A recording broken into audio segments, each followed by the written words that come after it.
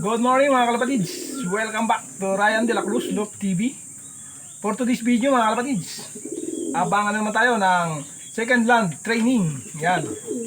Bali nagkarga po tayo ng 4 na ibon.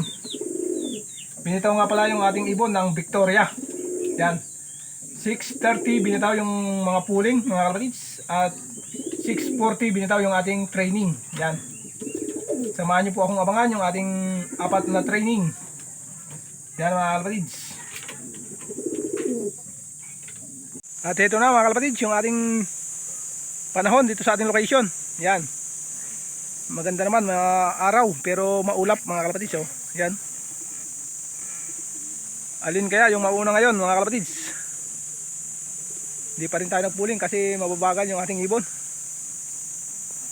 Titingnan natin sa gitna ng dagat kung pwede na tayong magpuling kasi mabagal ang datingan ng ating ibon. Titingnan ulit natin kung sino yung mangunguna ngayon at yun ang ating ilalaban sa pan race. Kung alin yung laging nangunguna. Yan mga kalapatids. Abang-abang na tayo sa ating 4 na kinargang ibon. Siguro malapit-lapit na yon. 20 minutes na mga kalapatids. Yan, samahan niyo po akong abangan yung ating 4 na kinarga. Ganda na ng panahon dito. Ganda ng araw, sikat ng araw. At ito na nga mga kalapatids. May isa na tayo mga kalapatids. Yan. Raskero mga kalapatids. Of color nangunguna ngayon. Bale 20 minutes. Yung ating unang drop na ibon. Yan. Yan. Raskero yan. Jansen Bernasa. Yan. Sana maganda ang takbo nito hanggang dulo. Yan yung ating unang drop ngayon. Of color 20 minutes. Yan, may isa na tayo mga kalapatids. Bali may kasabay ito mga kalapatids sa 6. Abang-abang pa tayo doon sa ating 3. Yan, may isa na tayo mga kalapatids. 20 minutes. Yan. Of color Jansen Bernasa. Yan. Yan ang first dropper natin ngayon. Naunahan niya yung ating daddy sloop. Nung unang training, daddy sloop nung una, pandalawa lang yan mga kapatids. Habang lumalayo, ay siya naman ang nangunguna. Abangan pa natin yung natitirang 3. Maganda-ganda ang datingan nito mga kalapatids. At ito pa mga kalapatids, may isa pa oh, yan oh, gandang take off oh.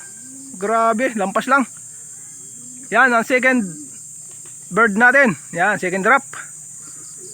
Yan, ay si Kapis. Nagbabago ang takbuhan. Pero kasama ito sa guyod mga kalapatids, yung dumaang 6. Bali, doon siya galing sa south. Sumama sa guyod, namamaris to eh. Yan si Kapis, second drop. Ito yung ating second dropper natin. Si Raskero. Ito. Si Kapis. Yan. Ibabaling natin siya sa norte. Yan, bali 2 na yung ibon natin mga kalapatids. Abang-abang pa tayo doon sa ating 2 pa. Sumama na sa guyod to mga kalapatids. Galing south na. Yan. Ito may pabalik isa oh. Kasama rin sa guyod mga kalapatids. So may isa pa. Awang kung kanino to. Ang taas. Baka ito atin na to. Sumama na naman sa guyod. Ayan, may dumating pa isa. Mga kalapatids. Ayan oh, ganda ng butterfly oh. Ay hindi ata sa atin yung isa na yun. Ayan, yan nga, galing nga dun. Ito oh, yan oh.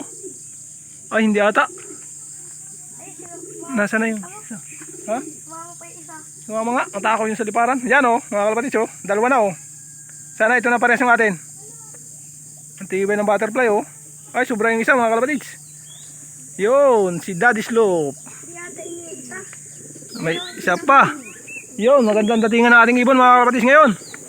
Halos panabay, pero galing sa south. Yan na, nandito na lahat yung ating magandang takbuhan ng ating ibon ngayon mga kalapatids.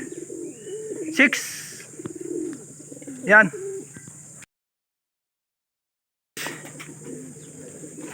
Bale 24 minutes yung ating last dropper. Yan, bali Kompleto na agad tayo mga kalapatids. Yan. Magkasabay ang magkapatid. Yan. Daddy slope. Yan. Yung isa naman. Magandang pauwi natin ngayon mga kalapatids. Yan. Tapos medyo raskero. Yan. Tapos ito naman yung isa mga kalapatids. Yan. Second land training. Victoria. 404 tayo mga kalapatids. Sana hanggang duluhan tayo. Samahan itong ating ibon. At yan muna ang ating update sa ating second land training, Victoria.